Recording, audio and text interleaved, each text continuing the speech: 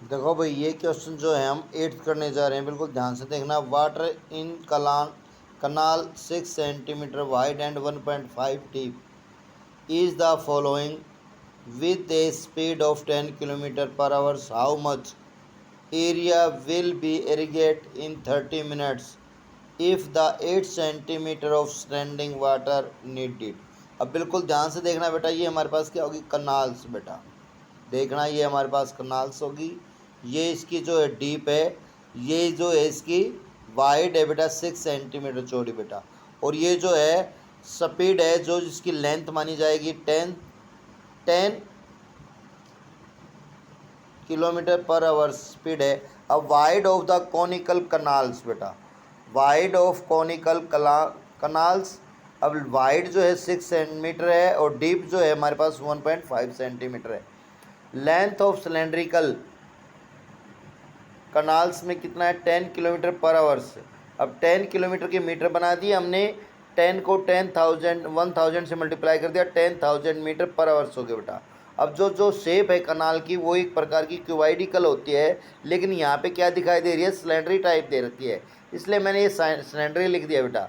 अब हमारे पास volume of क्यूबाइडिकल कनाल क्या होती है, length multiply breath multiply height बेटा।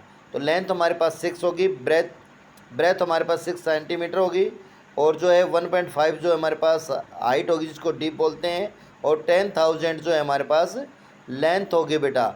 अब इन सभी की मल्टीप्लाई कर दिया, कितना हो गया, ध्यान से देखना, 1 2 3 4 4 जीरो ये होगी, 1 जीरो इसके लिए हमारे पास 1 जीरो कैंसिल हो जाएगी बेटा। तो कितना हो गया, 90,000 हो गया बेटा। कितना हो गया, 90,000 हो गया। Volume of water follow in 30 minute और 1/2, यानी कि 1/2 का मतलब होता है हाफ आवर्स फ्रॉम। तो आधे के लिए कनाल का, आधे से यानी कि 2 से हमने इसको डिवाइड कर दिया, 45,000 मीटर की क्यूबिक आ गया बेटा। बिल्कुल ध्यान से देखना। अब ये कहता है standing water in a field, जो फील्ड है ये, इसमें हमारे पास 8 सेंटीमीटर पानी खड़े की आवश्यकता है बेटा। तो 8 सेंटीमीटर के जो हमने मीटर बना दिए बेटा, 8 बाई में 100 मीटर बेटा।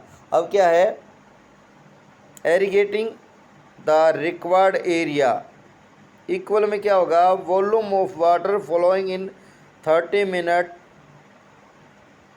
Form of canal divide by standing water in a field. अब इसके लिए क्या करना हमने, 45,000 डिवाइड बाई 8/100। तो 45,000 मल्टीप्लाई 100 ऊपर चला जाएगा बेटा, 8 नीचे आ जाएगा, इसको रेसिप्रोकल कर दिया हमने। अब 100 से जो हमारे को हमने ये डिवाइड कर दिया बेटा, पहले 4 से डिवाइड किया, 4 2 जा 4 25 जा बेटा, 2 बच गया, 2 से हमने इसको डिवाइड कर दिया 45,000 को बेटा, तो 22,500 आ गया बेटा। 22,500 को 25 से मल्टीप्लाई कर दिया बेटा हमारे पास।